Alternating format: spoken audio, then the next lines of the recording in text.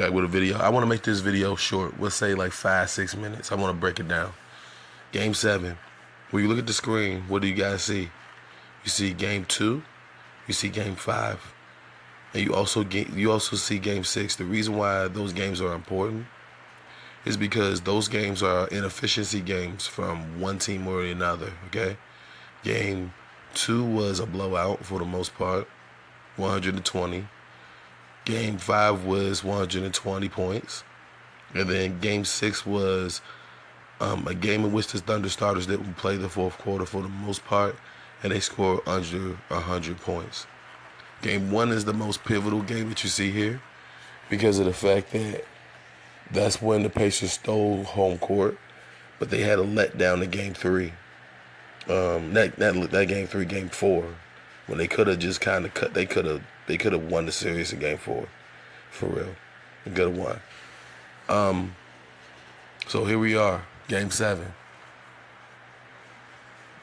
Just two of the best words in sports if you're a fan. If you're a player, you're like, what did I do wrong? And will I have the chance to undo that wrong? It's all about keys to victory for the Pacers. We'll start with the Pacers. I want to say Miles Turner. And the reason why I want to say Miles Turner is because he has pockets of inefficiency. I could also say Halliburton.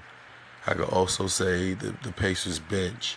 The X factor has been Siakam this whole time, for the most part, because when he gets off, the team just kind of flies, regardless of what Halliburton does, regardless of what Turner does. We've seen that, okay? But ultimately, I think that the key to victory for Game 7, victory for the Pacers, is going to be their bench with Obi Toppin and T.J. McConnell. Those guys get started, Mathering. Those guys get started, I'm telling y'all right now, like bar for bar, blow for blow. I don't think that the Thunder's bench is strong enough to stop those guys. I don't think that the Thunder's second line is strong enough to stop a T.J. McConnell and a Obi Toppin in a game like this.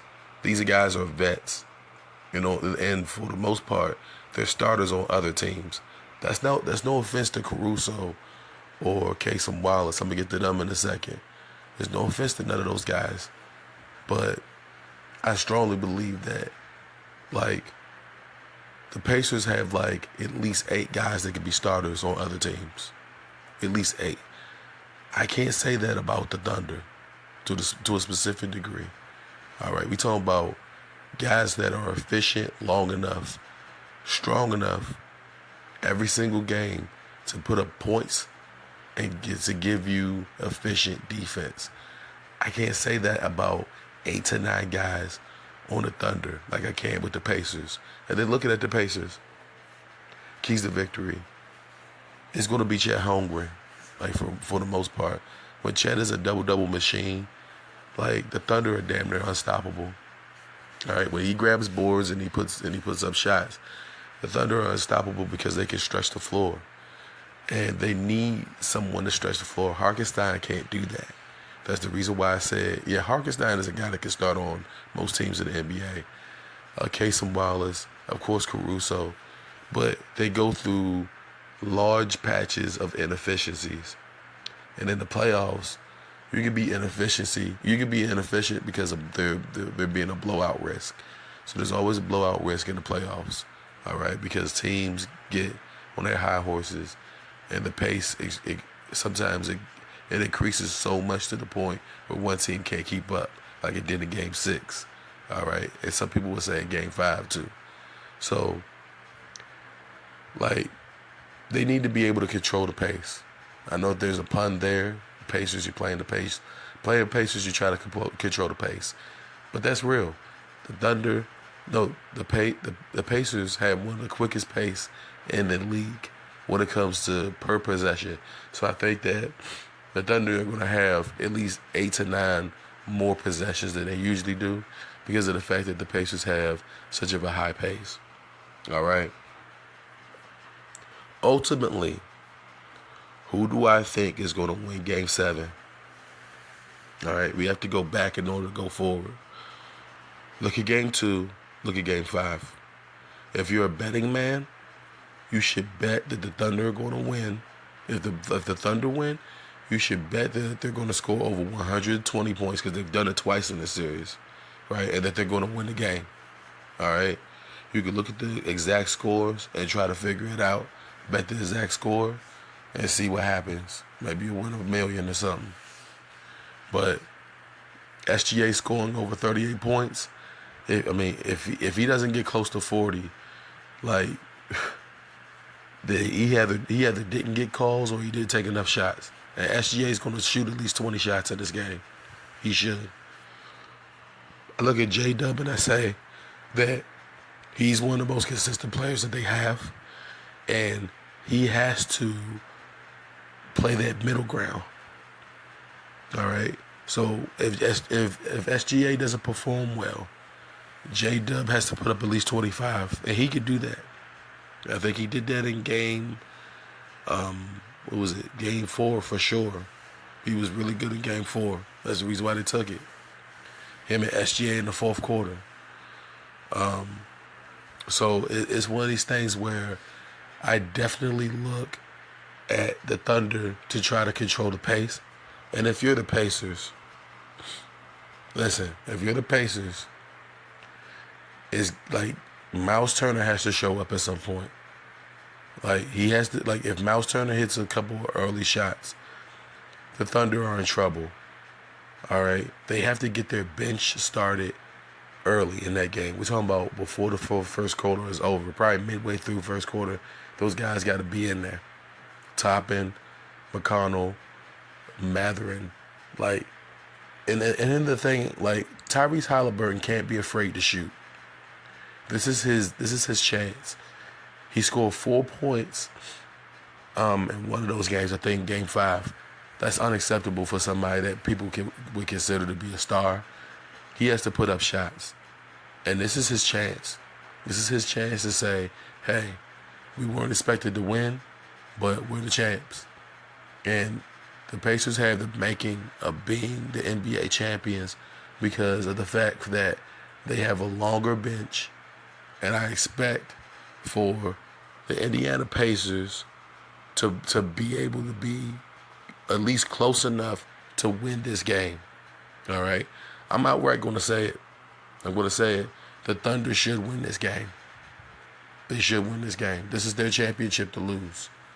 All right?